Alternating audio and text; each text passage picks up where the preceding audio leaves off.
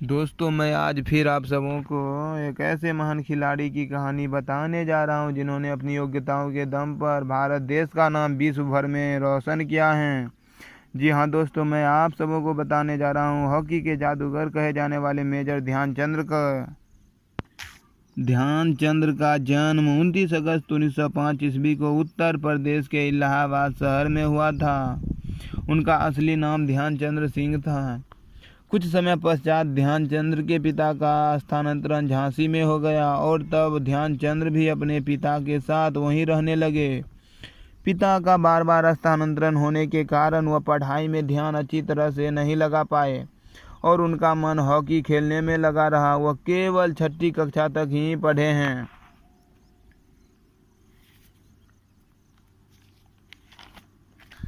बचपन में लोग इन्हें सिंह के नाम से पुकारा करते थे। जब वह छोटे थे तो वे अपने दोस्तों के साथ मिलकर पेड़ की डाली की हॉकी बना लिया करते थे और कपड़े की गेंद बनाकर खेलते थे।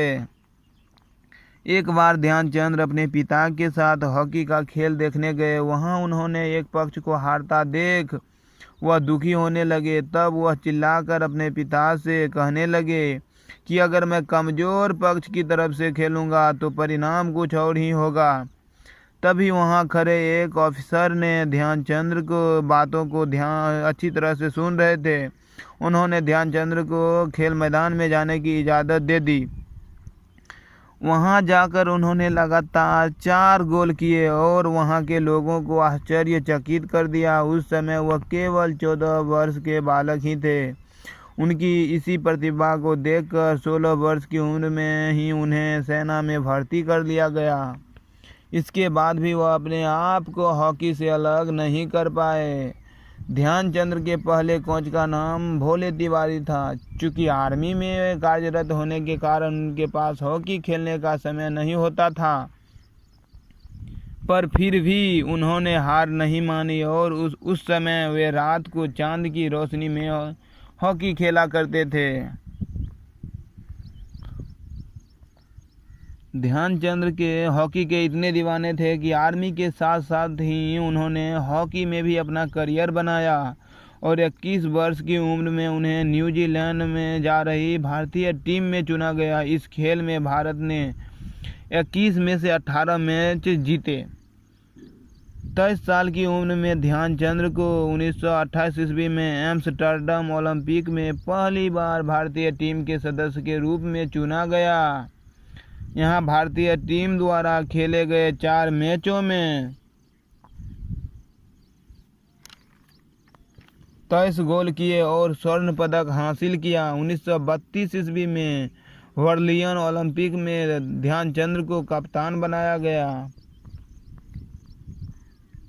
15 अगस्त 1936 को हुए मैच में भारत ने जर्मनी को 8-1 से हरा दिया और स्वर्ण पदक जीता। इस मैच को जर्मनी का चांसलर हिटलर भी देख रहा था और जब खेल खत्म हुआ तो उसने ध्यानचंद्र से मिलने की इच्छा जताई और उनसे मिलकर उनकी बहुत तारीफ भी की। हिटलर ने ध्यानचंद्र को अपनी टीम में आने के लिए भी कहा, परंतु ध्यानचंद्र ने पूर्ण रूप से मना कर दिया। इसलिए किसी ने खूब ही कहा है कि सफलता प्रयास में है, जीत में नहीं। 1932 ईस्वी में भारतीय टीम ने 37 मैच खेले और 338 गोल किए, जिसमें से 133 अकेले ध्यानचंद्र ने किए थे। इनमें से 11 पर ध्यानचंद्र का नाम लिखा था। इंटरनेशनल मैचों में 300 गोल का रिकॉर्ड भी ध्यानचंद्र के ही खाते में जाता है। उन्होंने अपने हॉकी जीवन में इतने गोल किए जितने गोल खिलाड़ी अपने पूरे जीवन के दौरान नहीं कर पाते हैं। उनके ऐसे करिश्माई खेल से हॉलैंड में ध्यानचंद्र के हॉकी को तोड़कर देखा गया कि कहीं उसमें चुंबक तो नहीं लगी हैं। जापान में उनकी हॉकी का प्रयोगशाला में परीक्षण भी हुआ कि कहीं इस की हॉकी में गेंद तो नहीं उपयोग होता है। 1948 ईस्वी में 43 वर्ष की उम्र में मेजर ध्यानचंद्र आर्मी से सेवानिवृत्त हुए तो उसी समय भारत सरकार ने उन्हें पद्म भूषण से पुरस्कृत किया। 29 अगस्त उनके जन्मदिन के अवसर पर हम सब राष्ट्रीय खेल दिवस के रूप में मनाते हैं। उन्हें राजीव गांधी खेल रत्न पुरस्कार, अर्जुन पुरस्कार, गुरु द्रोण पुरस्कार भी दिया गया।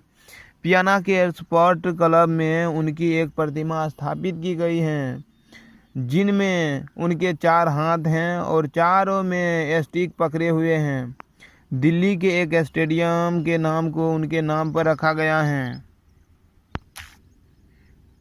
मेजर ध्यानचंद भारतीय ओलंपिक संघ द्वारा मेजर ध्यानचंद को शताब्दी का खिलाड़ी भी कहा गया है।